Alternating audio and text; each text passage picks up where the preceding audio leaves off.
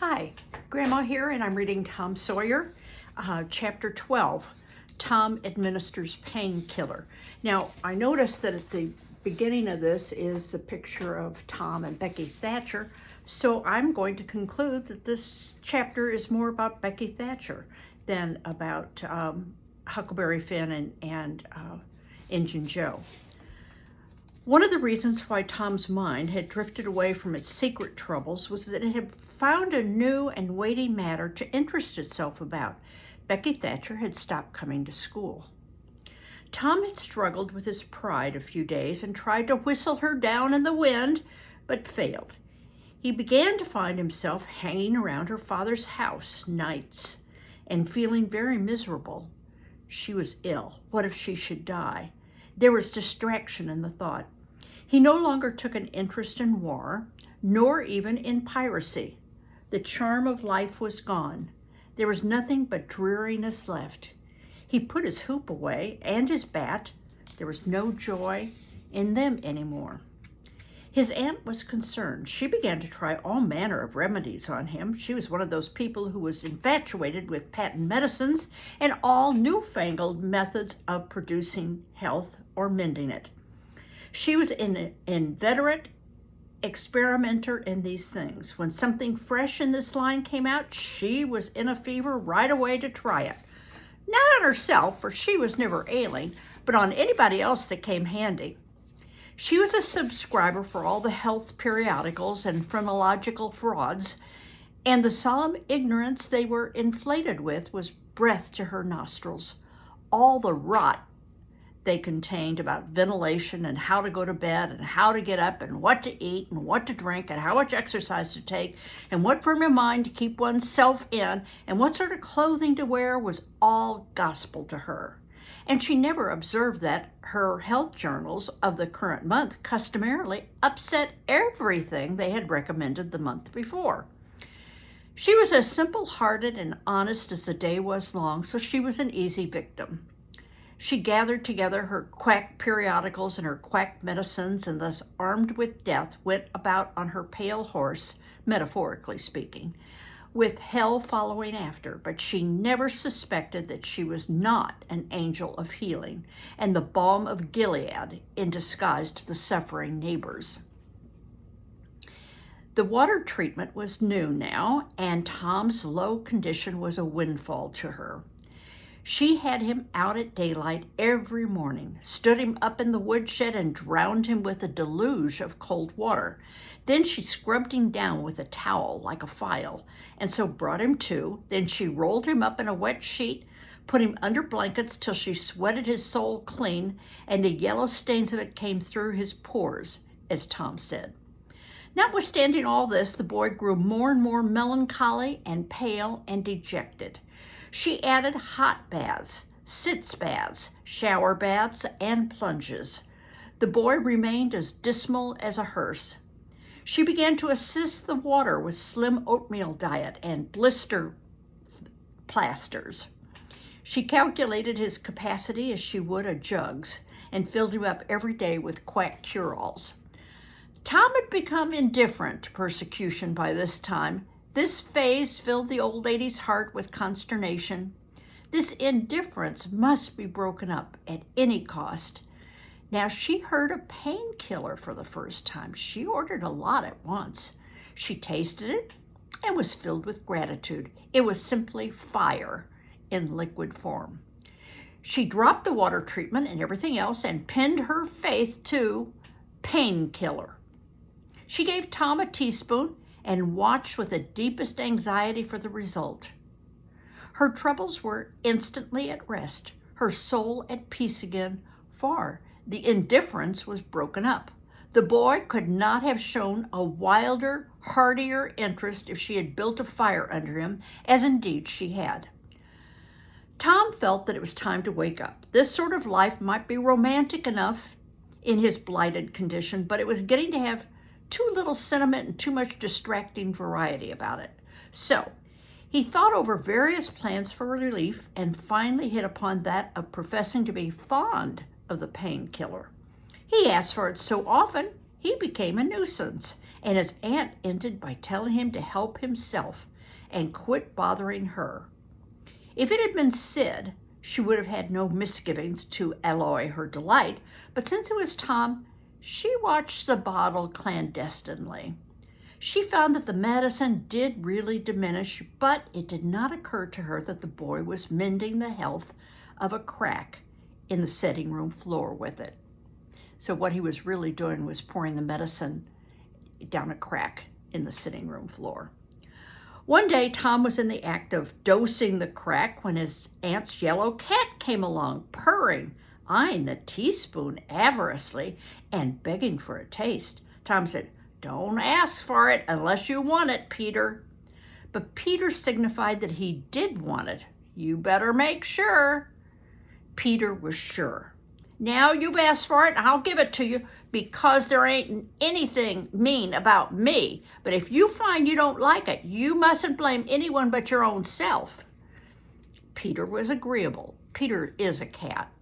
So Tom pried his mouth open and poured down the painkiller. Peter sprang a couple yards in the air and delivered a war whoop and set off round and round the room, banging against furniture, upsetting flower pots, making general havoc. Next, he rose on his hind feet and pranced around in a frenzy of enjoyment with his head over his shoulder, and his voice proclaiming his unappeasable happiness. Then he went tearing around the house again, spreading chaos and destruction in his path.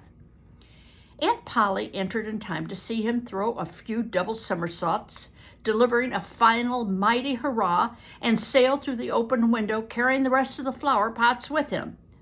The old lady stood petrified with astonishment, peering over her glasses. Tom lay on the floor, expiring with laughter. "Tom, what on earth ails that cat?" "I don't know, Aunt," gasped the boy. "I never seen anything like it. What did make him act so?" "'Deed, I don't know, Aunt Polly. Cats always act so when they're having a good time." "They do they?" There was something in the tone that made Tom apprehensive. "Yes'm, that is, I believe they do." "You do?" "Yes'm." The old lady was bending down, Tom watching with interest, emphasized by anxiety. Too late he divined her drift. The handle of the telltale teaspoon was visible under the bed valance. Aunt Polly took it, held it up. Tom winced and dropped his eyes. Aunt Polly raised him by the usual handle, his ear, and cracked his head soundly with her thimble. "Now, sir, what did you want to treat that poor dumb beast so for?" "I done it out of pity for him because he didn't have an aunt." "Hadn't any aunt, you numbskull? What has that got to do with it?" "Heaps, because if he'd had one, she'd have burned him out herself. She'd have roasted his bowels out of him without any more feeling than if he was a human." Aunt Polly felt a sudden pang of remorse. This was putting the thing in a new light. What was cruelty to a cat might be cruelty to a boy, too. She began to soften. She felt sorry. Her eyes watered a little, and she put her hand on Tom's head and said gently, "I was meaning for the best, Tom, and Tom, it did do you good." Tom looked up in her face with just a perceptible twinkle peeping through the gravity. "I know you was meaning for the best, Auntie, and so was I with Peter. It done him good. I never seen him get around so since—" "Oh, go along with you, Tom, before you aggravate me again. And you try and see if you can't be as good a boy for some. You needn't take any more medicine." Tom reached school ahead of time. It was noticed that this strange thing had been occurring every day latterly. And now, as usual of late, he hung about the gate of the schoolyard instead of playing with his comrades. He was sick, he said, and he looked it. He tried to seem to be looking everywhere but whither he really was looking, down the road. Presently, Jeff Thatcher hove in sight, and Tom's face lighted. He gazed a moment and then turned sorrowfully away.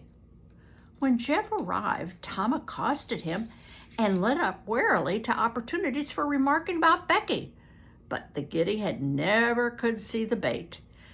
Tom watched and watched, hoping wherever a frisking frock came in sight and hating the owner of it as soon as he saw she was not the right one. At last, frocks ceased to appear, and he dropped hopelessly into the dumps. He entered the empty schoolhouse and sat down to suffer. Then one more frock passed in at the gate, and Tom's heart gave a great bound. The next instant, he was out and going on like an Indian, yelling, laughing, chasing boys, jumping over the fence at risk of his life and limb, throwing handsprings, standing on his head, doing all the heroic things he could conceive of, and keep a furtive eye all the while to see if Becky Thatcher was noticing. But she seemed to be unconscious of it all. She never looked. Could it be possible that she was not aware that he was there? He carried his exploits to her immediate vicinity, came war-whooping around, snatched a boy's cap, hurled it to the roof of the schoolhouse, broke through a group of boys, tumbling them in every direction, and fell sprawling himself under Becky's nose, almost upsetting her. And she turned with her nose in the air, and he heard her say, "Some people think they're mighty smart, always showing off." Tom's cheeks burned. He gathered himself up and sneaked off, crushed and crestfallen. Well, it's nice to know they're both feeling better, even though they're not friendly yet. Our next chapter will be chapter 13, and it's called The Young Pirates. And it has this in the beginning of the chapter. So do you think that this chapter is going to be about Becky and Tom? Or do you think it's about him and his friend Joe? Or maybe with Huckleberry? Well, we'll find out then. Bye-bye.